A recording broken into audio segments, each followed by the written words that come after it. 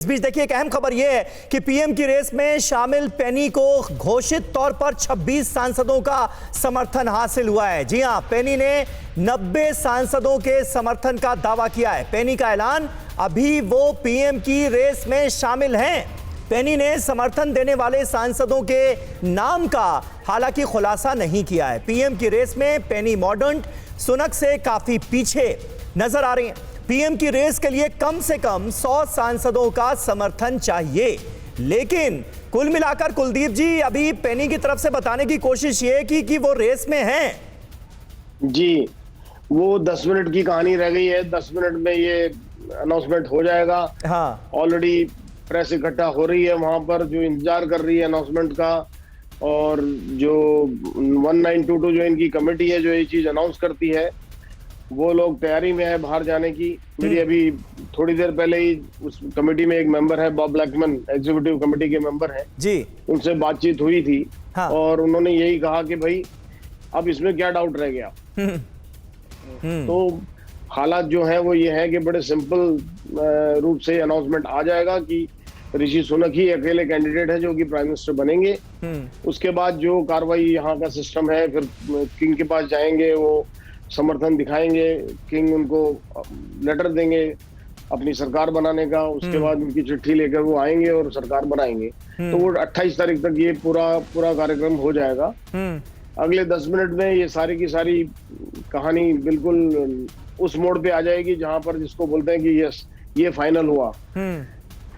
तो पेनी मॉर्डंट सिर्फ जो कह रही हैं वो कहने दीजिए, पर उनके पास 96 है तो भी कोई मतलब नहीं बनता। ठीक है, ठीक है। पेनी मॉर्डंट की कहानी जो है वो 10 मिनट की सिर्फ रह गई है, जिस तरह से आपने कुलदीप जी कहा। शिवकांत जी, मुझे ये बताइए कि अब देखिए इस वक्त भारत में जो भी हमारे दर्शक इस वक्त इस खबर को देख रहे हैं, उनकी बड़ी दिलचस्पी है कि भाई ऋषि सुनक भारतवंशी हैं, इसलिए जाहिर है भारतीयों की उम्मीदें भी अब ज्यादा होती हुई नजर आ रही हैं ब्रिटेन से। लेकिन कुल मिलाकर किस तरह का व्यक्तित्व है ऋषि सुनक का, भारत को लेकर उनकी सोच कैसी है, भारत से वो कितना जुड़ाव महसूस करते हैं आज भी, इसे लेकर आप कुछ हमारे दर्शकों के सामने बातें रखना चाहेंगे?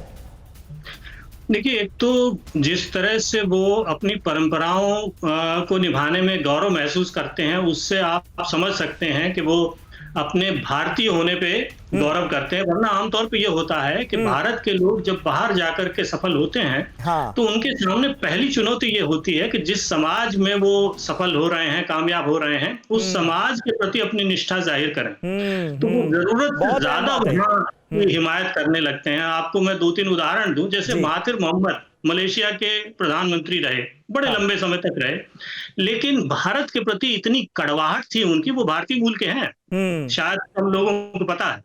तो महातिर मोहम्मद वाला हाल, मतलब उनकी तुलना करें तो वो ऋषि सुनक नहीं है। ऋषि सुनक बिल्कुल अलग हैं। ऋषि सुनक उस पीढ़ी को, भारत की उस पीढ़ी से आते हैं जो पीढ़ी इस नई दुनिया में, जिसने बाहर जाकर के सांस लेना और कामयाबी हासिल करना सीखा है और पूरी दुनिया में कामयाबी के झंडे गाड़े।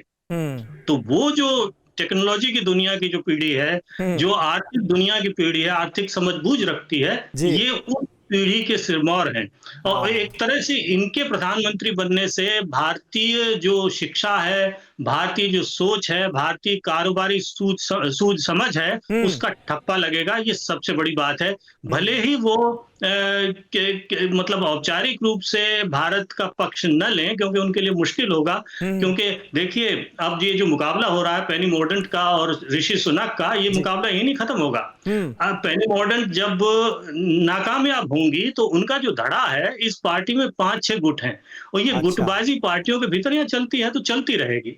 तो ऋषि सुनक को न केवल सत्ता हासिल करने के बाद यहाँ अच्छी तरह से शासन चलाना है, आर्थिक दशा सुधारनी है, पार्टी को एकजुट भी रखना है, इन सबको जोड़े रखना है, खुश भी रखना है इनको। तो उनके सामने बहुत सारी चुनौतियां हैं। भारत के प्रति जो उनका लगाव है वो साफ साफ तौर पे वैसे न झलके, लेकिन प्रतीकात्मक रूप से जब यात्राएं होंगी, जब लोग उनसे मिलने जाएंगे, जब उत्सव पर्व वगैरह होंगे, तब आप देख पाएंगे कि उनका भारत प्रेम कितना है। बिल्कुल बिल्कुल। कुलदीप जी, आपके हिसाब से इस वक्त बड़ी चुनौतियां जो हैं वो ऋषि सुनक के सामने क्या नजर आ रही हैं? जो हमें सबसे पहले दिखाई दे रहा है वो तो अर्थव्यवस्था को पटरी पर लाना डेफिनेटली है ही, लेकिन इसके अलावा और क्या?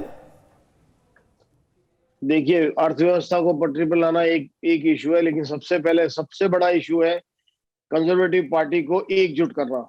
जो अच्छा। पार्टी इस वक्त काफी बिखरी हुई है और कई अलग अलग डायरेक्शन में लोग हैं इनके, तो वो सबको इकट्ठा करके अपने साथ जोड़ना इनके लिए सबसे पहला विषय होगा। दूसरा विषय होगा, क्योंकि ब्रेक्सिट हो चुका है, अब ब्रेक्सिट के बाद इनको कई लोगों से मदद चाहिए, कई देशों से मदद चाहिए, कई देशों के साथ समझौते बनाने हैं ताकि देश की अर्थव्यवस्था पटरी पर लाई जाए। देश की अर्थव्यवस्था को पटरी पर लाने का काम ऋषि सुनक के लिए बहुत बड़ा होगा। तीसरा, आयरलैंड का प्रोटोकॉल का इशू है, जो कुछ एमपीज उठा के चल रहे हैं इस वक्त भी। वो बोलते हैं कि हम किसी को भी सपोर्ट नहीं करते, पहले आयरलैंड प्रोटोकॉल को ठीक किया जाए। तो आयरलैंड प्रोटोकॉल के मामले में भी काफी काम करने की जरूरत है और उसको उनको संभाल के, उन एमपीज को 30-35 एमपीज का वो ग्रुप है, और उनको संभाल के, उनकी बात सुन के, उनको साथ में लाके जोड़ने की एक बड़ी कवायद होगी। तो ऋषि के पास काफी एजेंडा है, कंट्री को लाइन पर लाना है। एनएचएस यहाँ पर थोड़ी तकलीफ में है, नेशनल जो हेल्थ सर्विसेज है वो काफी तकलीफ में है।